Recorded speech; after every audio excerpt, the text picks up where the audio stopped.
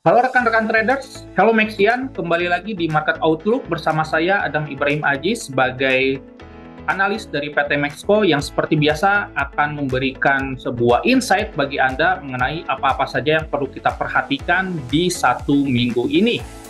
Kita akan mencoba ke kalender ekonomi terlebih dahulu bahwa kita langsung fokuskan di hari Kamis ya, yakni mengenai Bank Sentral Meeting yang bisa kita kenal bahwa Super Thursday di mana ada Federal Reserve, kemudian ada ECB dan juga Bank of England ya. Di sini akan melakukan meeting minutes yang bisa memberikan sebuah volatilitas yang cukup besar. Perlu saya ingatkan bahwa event-event seperti ini merupakan event yang notabene resiko, dan event yang beresiko itu ada potensi bahwa aset yang akan diincar adalah dalam bentuk US dollar karena status quo-nya yang masih menjelma sebagai safe haven aset. Yang mana kita tahu kalau misalkan kita rangkum dalam satu minggu ini bahwa di hari Kamis ini bisa memberikan sebuah volatilitas yang cukup besar. Kemudian di hari Jumat ada non-farm payroll yang notabene data yang sedang diperhatikan oleh partisipan pasar sekaligus Federal Reserve. Dari sisi headline, US stock tentunya ini akan menarik untuk kita kaji karena kenaikan yang terjadi di bulan Januari itu diakibatkan karena seasonal effect yang sering kita dengar, January effect. Tentu menurut Morgan Stanley di sini bahwa jangan terlalu melakukan agresif buy terhadap stok karena pada saat ini cenderung mereka melakukan short covering ya, menanggapi event yang akan rilis di hari Kamis nanti mengenai Fed rate decision. Tentu bagi Anda yang sedang ingin planning mengenai trading di US stock, wait and see saja terlebih dahulu. Kita tunggu mengenai rilis hasil dari FOMC meeting di tanggal 1 Februari ini. Kemudian dari sisi Jepang atau Japanese yen di sini cenderung mengalami ada sedikit shifting di mana traders saat ini memantau mengenai Federal Reserve outcome-nya seperti apa. Hawkish itu berarti bullish dari sisi US dollar dan bearish dari sisi Japanese yen, akan tetapi bila mana Federal Reserve di sini tetap bersikukuh untuk bersikap dovish, maka yang terjadi adalah penguatan yen kembali yang disebabkan karena sebagai hedging instrumen dari para trader di Amerika.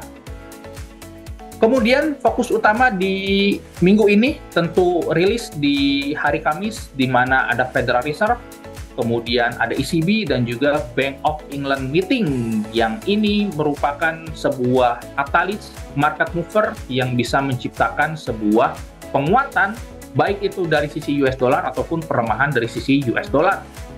Mengingat bahwa all eyes still on US dollar dan juga all eyes on Federal Reserve.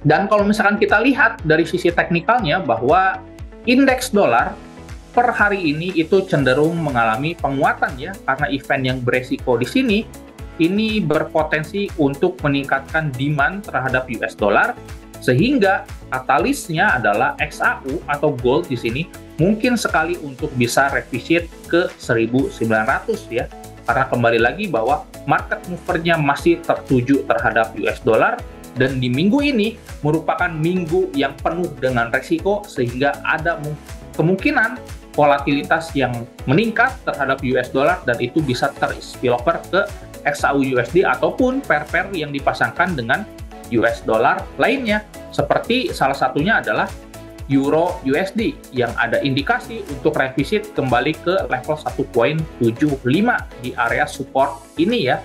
Dan ini cukup mungkin sekali terjadi mengingat bahwa movernya adalah US dollar dan pada saat ini cenderung mendapatkan demand akibat potensi resiko yang mungkin sekali terjadi di hari Kamis.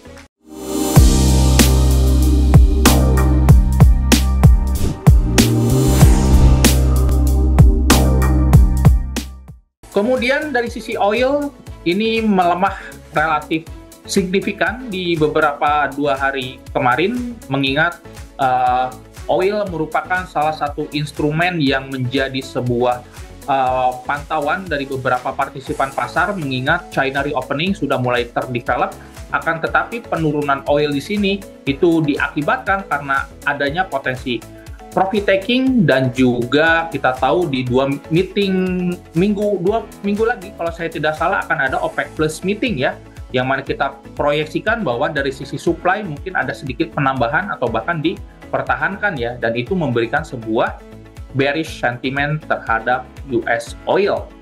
Dan pair yang menarik untuk kita kaji adalah dari sisi USD JPY, di mana kita tahu bahwa dari sisi USD JPY cenderung tertahan di level 130, yang mana kita tahu bahwa level ini mungkin bisa sekali bertahan bila mana US dollar mengalami perlemahan, itu bisa membuat USD JPY itu bergerak turun ya ke level 125.